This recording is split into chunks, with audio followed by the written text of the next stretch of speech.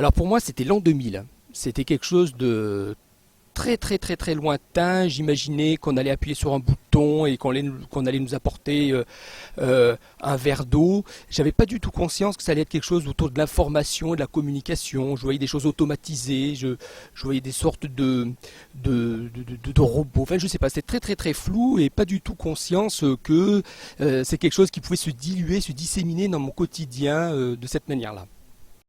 Aujourd'hui, l'un des principaux intérêts pour moi que je trouve à travers les TIC, c'est essentiellement le travail de veille qui me paraît être aujourd'hui quelque chose d'extraordinaire. Parce que tout d'abord, grâce au web et aux outils qui sont en ligne, on s'est détaché du veilleur professionnel. Et on a aujourd'hui la possibilité d'être un veilleur amateur au sens noble du terme, puisqu'on a des outils à disposition extrêmement puissants, souvent gratuits. Alors on peut se poser après les questions des modèles économiques qu'il y a derrière, mais aujourd'hui on peut très facilement développer une veille informationnelle très simplement et très rapidement.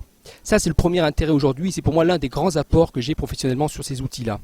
Le deuxième intérêt, c'est la possibilité de mener cette veille à plusieurs et de pouvoir utiliser ces outils pour miser un tout petit peu, alors je mets beaucoup de guillemets à travers la notion d'intelligence collective, mais de pouvoir un petit peu capitaliser sa veille en profitant aussi du travail des autres. Alors, personnellement, je participe à une veille collaborative dans le monde des médiathèques autour de l'information et de la documentation, qui est le bouillon des bibliobsédés.